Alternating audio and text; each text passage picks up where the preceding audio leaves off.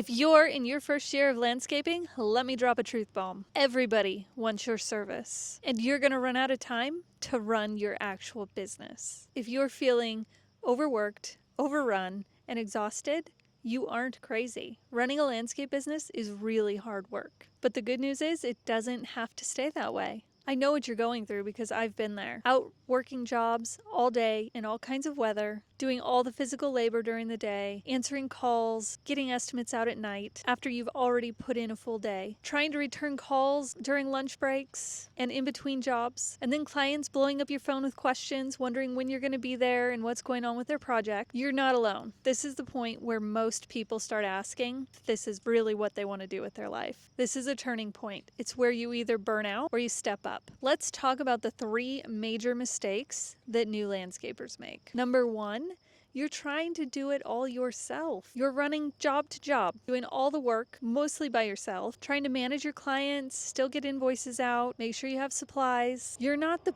business owner at this point. You've just worked yourself into a job, and that job happens to be really brutal. Number 2, you're undercharging for your work. This is the biggest mistake that I see new businesses make. Your time is really valuable, and for the labor you're doing, you should be charging at minimum $60 an hour. At my highest, I was charging $120 an hour. And this is a per person price. So if you have 2 people on the job at $60 an hour, that's $120 an hour you should be charging. If you're not sure if you're undercharging or not, the best way to know is how busy you are. Is everybody saying yes to your estimates? Because if they are, that's a good sign you're undercharging and people are taking advantage of your too low prices. Every market's different. What I recommend doing if you currently think you're undercharging because everybody's saying yes, incrementally raise your prices until about 60% of people are saying yes. That is a good ratio for yeses to nos.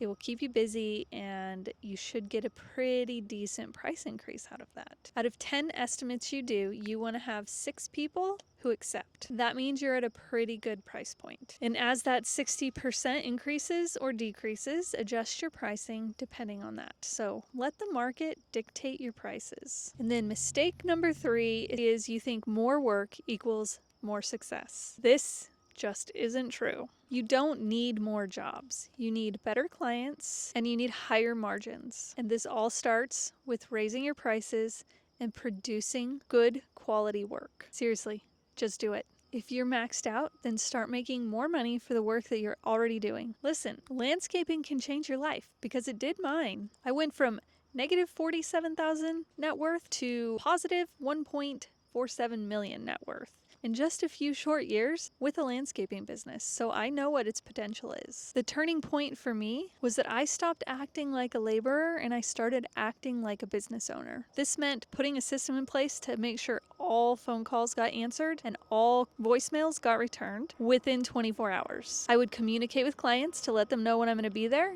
and I'm going to show up on time. And then I start following through like my reputation depended on it.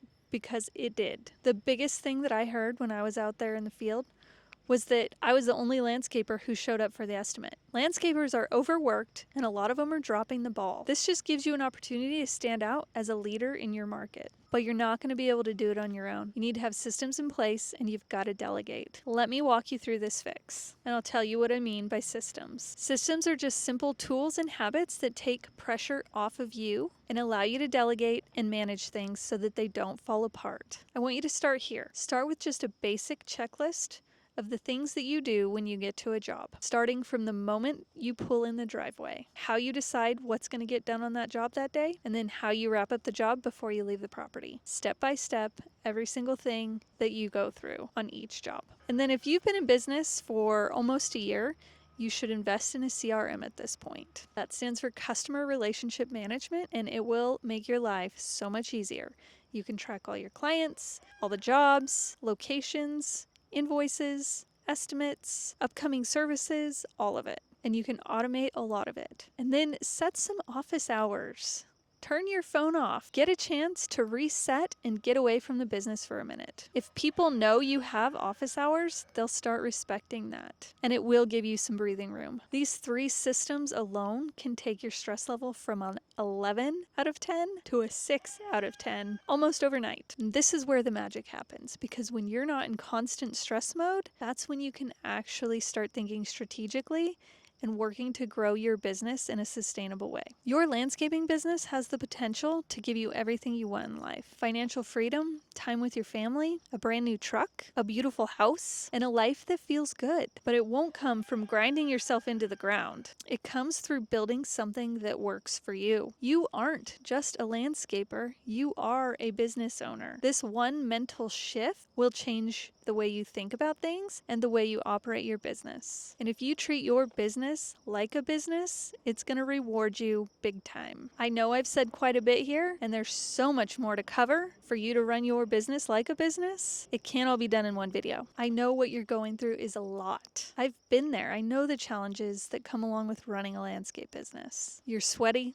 you're exhausted, you're covered in dirt from head to toe, and you're wondering if this is all worth it. Let me tell you, it is, when you do it the way that I did. I figured it out, and I built a 7-figure landscape business in North Idaho, where our season is only half of a year, and I built it to run without me, and it made me a millionaire. If this hits home and you're tired of working yourself into the ground, hit subscribe. I share the exact systems I use to build a $1 million a year landscape business in a half-season market. And if you want my personal hiring guides, pricing tips, and real-world tools, grab my free newsletter. The link is in the show notes below. Let's build you a business, not just a job.